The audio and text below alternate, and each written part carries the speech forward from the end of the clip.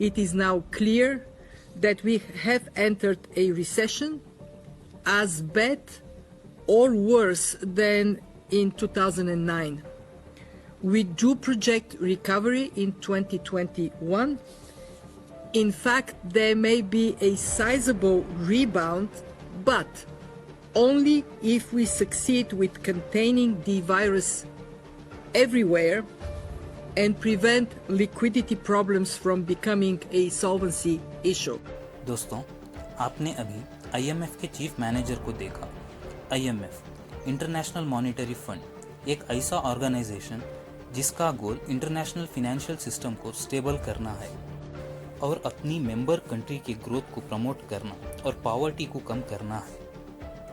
इसी IMF के chief manager ने ये अब कंफर्म किया है कि वर्ल्ड वाइड रिसेशन अब आ चुका है। दोस्तों, सिंपल वर्ड्स में रिसेशन का मतलब होता है एक ऐसा पीरियड जिसमें देश की इकोनॉमिक एक्टिविटी कम हो जाती है और देश के बिजनेस या इंडस्ट्रीज सक्सेसफुल नहीं होते। 2019 के बाद सारी दुनिया 2020 में उम्मीद लगाई थी, पर अनफॉर्चुनेटली कोरोना वायरस ने सारा मामला बिगाड़ दिया। कोरोना वायरस की वजह से जो नेशन वाइड लॉकडाउन हुआ है उससे बहुत सारे इकोनॉमिक एक्टिविटीज़ पर इफेक्ट हुआ है, जिससे इन टर्न हम देख सकते हैं कई सारे कंट्रीज रिसेशन में एंटर हो चुके हैं। दुनिया में इससे पहले भी रिसेशंस हो चुके हैं। वेरी रीसेंट रिसेशन था 2008-9 का, बट अनलाइक 2008 रिसेशन जो बैंक्स के फेल्यूर से हुए थे, 2020 का रिसेशन डायरेक्टली कोरोना से लिंक्ड है। अब इकोनॉमी को ट्रैक पर लाने के लिए हमें जल्द से जल्द कोरोना को कंट्रोल करना होगा। दोस्तों, हमें रिसेशन देखने मिल रहा है क्योंकि हमारी इकोनॉमिक एक्टिविटीज़ लो या बंद ही हो चुके हैं, और ये सब हो रहा है लॉकडाउन की वजह से। लॉकडाउन की वजह से इंडस्ट्रियल आउटपुट नील हो चुके हैं, बिजनेस की रेवेन्यू सोर्स और इनकम कम हो गई है। अगर ऐसे ही सिचुएशन कंटिन्यू होती गई तो सस्टेन करना मुश्किल हो जाएगा।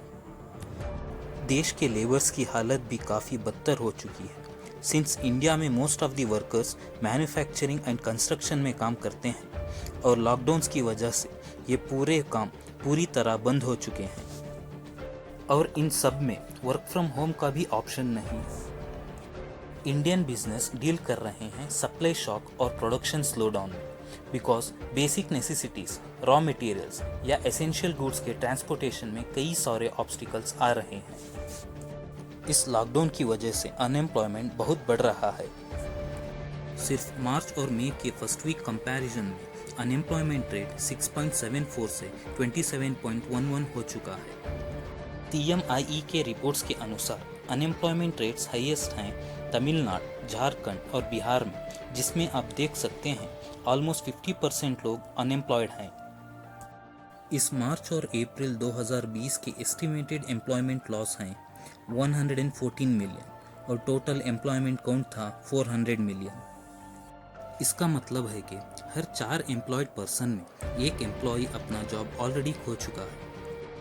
इस लॉकडाउन के दरमियान कई सारे एम्प्लॉयज़ तो काम खो ही चुके हैं और थोड़े अपनी सैलरी में 10% से लेकर 50% तक कट ऑफ देख रहे हैं और थोड़े अनपेड लीव पर भी हैं। हालांकि हमारे प्राइम मिनिस्टर ने अर्ज किया है कंपनीज को कि एम्प्लॉयज़ को लॉकडाउन के दरमियान फायर नहीं किया जाए। ये 2500 से 3000 कॉन्ट्रैक्ट बेस्ड वर्कर्स को हर डिस्ट्रिक्ट में निकाला जा चुका है, including computer operators, clerks, cooking staffs and others.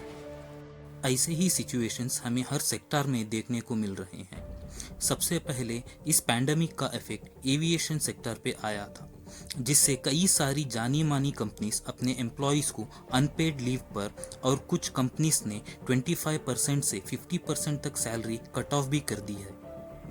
Automobile industries भी कुछ खास परफॉर्म नहीं कर रही है। जहां लोगों को 2 वक्त का खाना जुटा पाना भी मुश्किल हो रहा है, वहां लोग ऑटोमोबाइल्स क्यों खरीदेंगे। ऐसे ही hotel, event management, textile, entertainment, travel और टूरिज्म पर भी इसका इम्पैक्ट हो चुका है। दोस्तों, ये बहुत अनफॉर्चुनेट है कि अनएम्प्लॉयमेंट रेट इंडिया में ऑलरेडी था, अब आउटब्रेक की वजह से और भी इंक्रीज हो रहा है। इस रिसेशन को ओवरकम करने के लिए और होने वाले इकोनॉमिक डैमेज को मिनिमाइज करने के लिए गवर्नमेंट और हमें कुछ मेजर्स लेने होंगे। गवर्नमेंट को फिनेंशियली असिस्ट करना होगा इमर्जिंग सेक्टर्स और छोटे बिजनेस को, जिससे ये इकोनॉमिकली एक्टिव रहें। कंपनीज को टैक्स रिलैक्सेशन देना होगा और लोन्स के लेट पेमेंट्स पर फाइन्स इंप्लीमेंट नहीं करना चाहिए।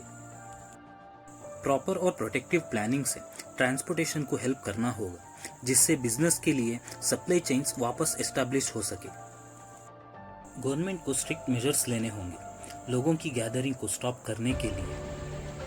हम सभी जानते हैं कि अल्कोहल एक बेस्ट रेवेन्यू जनरेटर है, पर इसके डिस्ट्रीब्यूशन से सोशल डिस्टेंसिंग नहीं बिगड़नी चाहिए, वरना कोरोना का स्प्रेड का ये बड़ा रीज़न बन सकता है। गवर्नमेंट को इसके डिस्ट्रीब्यूशन में प्रोटेक्टिव स्टेप्स लेने होंगे और टेम्पररीली इस पर एक्स्ट्रा टैक्स लगाना चाहिए, जिससे अगर इसका खरीदना कम हो तो हेल्थ वाइज सिटीजन के लिए अच्छा होगा, अगर खरीदा गया तो स्टेट रेवेन्यू के लिए अच्छा होगा। हमें हमारे रिलीजियस सेंटिमेंट्स को भी कंट्रोल करना होगा। हमें हमारे फेस्टिवल्स को घर में ही जितना हो सके उतना सिंप्लिसिटी से सेलिब्रेट करना होगा, ना कि शॉपिंग वगैरह से कोरोना का रिस्क बढ़ाना। कहीं हमारी गलती से फ्यूचर में फेस्टिवल सेलिब्रेट करने वाला ही कोई ना हो। अगर हम सब इंडियंस मिलकर फाइट करेंगे अगेंस्ट दिस पैंडेमिक, हम इस रिसेशन से जल्द ही बाहर आ पाएंगे, वरना इस रिसेशन में लोग कोरोना से कम और भूख से ज़्यादा मर जाएंगे।